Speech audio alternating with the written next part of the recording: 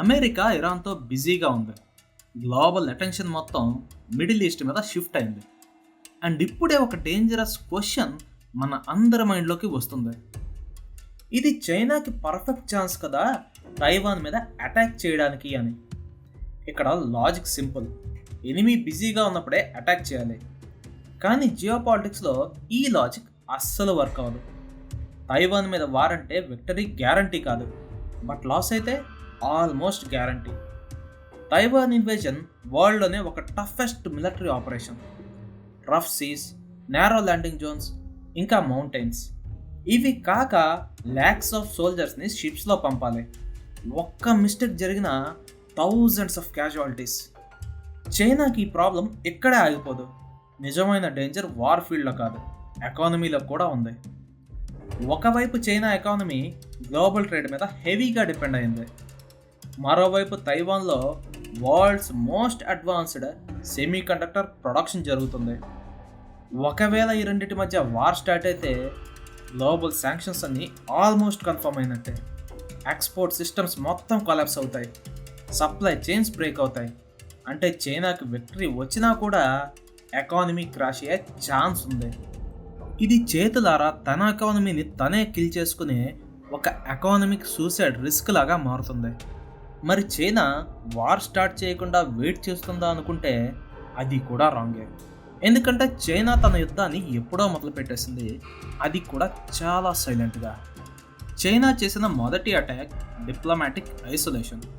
China క్లియర్గా ప్రపంచానికి చెప్పింది, మీ కంట్రీస్కి చైనాతో రిలేషన్స్ కావాలి అంటే తైవాన్ని కంట్రీగా యాక్సెప్ట్ చేయకూడదు అని. అండ్ రిజల్ట్ ఏంటో తెలుసా? ఆల్మోస్ట్ ఎంటైర్ వరల్డ్ చైనాని రికగ్నైజ్ చేసి తైవాన్ని మాత్రం యాక్సెప్ట్ చేయలేదు. తైవాన్ అఫీషియల్గా యాక్సెప్ట్ చేసే కంట్రీస్ చాలా తక్కువ, దాదాపు ఒక డజన్ మాత్రమే ఉంటాయి. ఇంకా రీసెంట్గా కొన్ని చిన్న కంట్రీస్ చైనా ప్రెజర్కి బెండ్ అయి తైవాన్తో రిలేషన్స్ కట్ చేసేసాయి. రెండవది ఇన్ఫర్మేషన్ వార్. ఇది చాలా డేంజరస్. చైనా దశాబ్దాలుగా తైవాన్ మీద ఫేక్ న్యూస్ క్యాంపెయిన్స్ రన్ చేస్తుంది. ఆబ్జెక్టివ్ ఏంటంటే పబ్లిక్ని కన్ఫ్యూజ్ చేసి, డివైడ్ చేసి గవర్నమెంట్ మీద ట్రస్ట్ తగ్గించడం. వార్ స్టార్ట్ అయితే తైవాన్ లీడర్స్ కంట్రీ వదిలి వెళ్ళిపోతారు అని రూమర్స్ స్ప్రెడ్ చేయడం. ఈవెన్ సోషల్ మీడియాలో కూడా hundreds of fake accounts create చేసి ప్రాపగండా పుష్ చేస్తున్నారు. అంటే రియల్ వార్ బుల్లెట్స్తో కాదు, ఇక్కడ మైండ్తో జరుగుతుంది. ఇదే టైంలో మిలిటరీ ప్రెషర్ కూడా పెంచుతుంది. వార్ షిప్స్, జెట్స్ తైవాన్ చుట్టూ తిరుగుతూనే ఉంటాయి. కొన్నిసార్లు అటాక్ సిమ్యులేషన్స్ చూపించి మేము ఎప్పుడైనా స్ట్రైక్ చేయగలం అనే భయాన్ని క్రియేట్ చేస్తుంది. ఇలా చూస్తే మనకి ఒక విషయం క్లియర్ అవుతుంది. చైనా డైరెక్ట్గా వార్ చేస్తున్నట్టు మనకు కనిపించకపోయినా వార్ని వేరే విధానంలో మాత్రం నడిపిస్తూనే ఉంటుంది. ఎందుకంటే వాళ్ళకి తెలుసు డైరెక్ట్ వార్ ఈజ్ అన్ప్రెడిక్టబుల్ అని. ఇక్కడ చైనా స్ట్రాటజీ చాలా సింపుల్, వార్ చేయకుండా స్లోగా గెలవడం. అందుకే అది సైలెంట్గా కనిపించిన ఆ సైలెన్స్లో కూడా ఒక వార్ని నడిపిస్తుంది. ఇది ఫ్రెండ్స్ ఇవాల్టి వీడియో.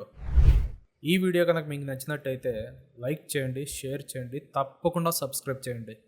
మరొక ఇన్ఫర్మేటివ్ వీడియోతో మళ్ళీ కలుద్దాం. అంతవరకు జై హింద్.